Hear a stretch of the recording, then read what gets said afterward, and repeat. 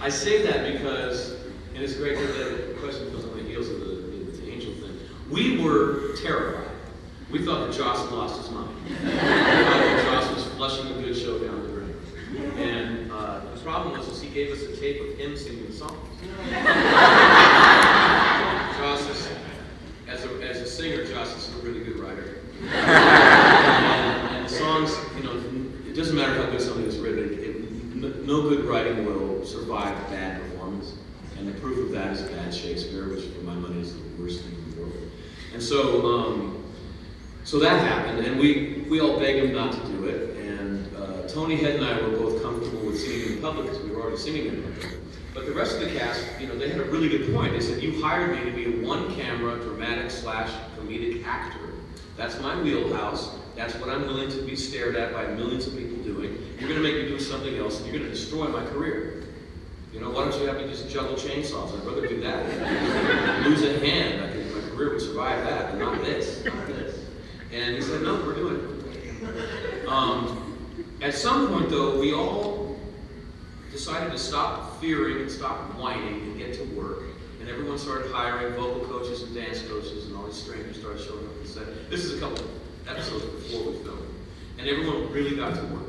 And we decided, in the face of sheer doom, even though we would certainly fail, we went out swinging. And then it worked. So we went from abject terror, and then Joss wheeled a little television set onto the soundstage and showed us the first scene that he filmed, which was the Xander dance with Anya. And it was awesome, of course. And we realized that this was going to work great. And then we just flew it. So I was proud of us. Yeah, I was always a little bummed I wasn't in that one, but there are some other good ones. I would say I really loved when I finally kind of got to turn a little buffster, a little naughty, and we got to take off and be bad girls.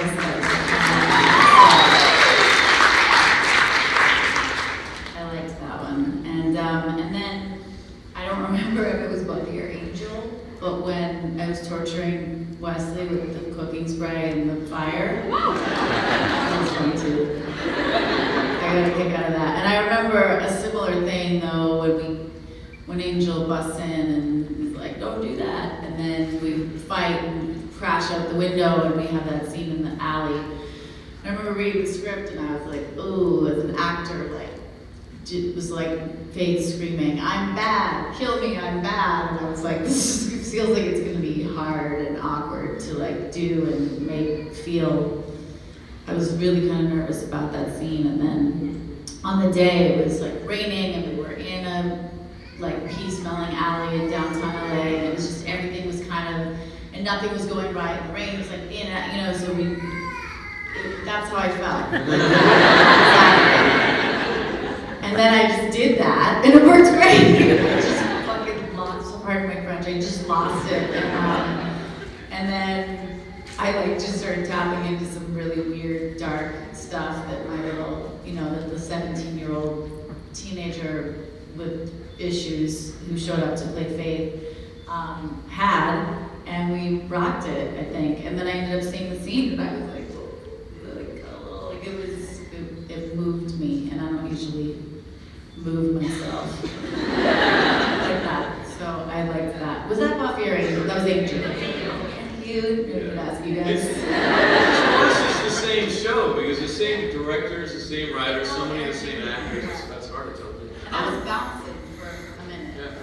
Yeah. I want to say, you sent me into an abject depression during Buffy. Because, we hadn't even met yet. And I got off of season 2, and I was like, that was it. They weren't going to hire me again. But I went home during the hiatus, I'm like, try to do the show without me now. And I was just like, they're going to call me back. And then I start watching, and you show up. And I'm like, oh, God. You can do it perfectly well without me. I'm never coming back.